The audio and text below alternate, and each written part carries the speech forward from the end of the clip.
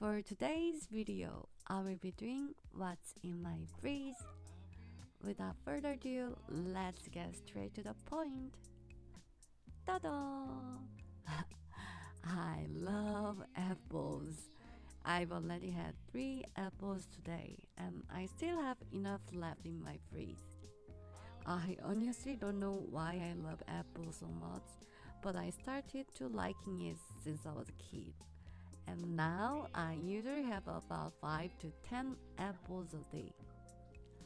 I usually have avocados in the morning. I make a toast with it and it's so good.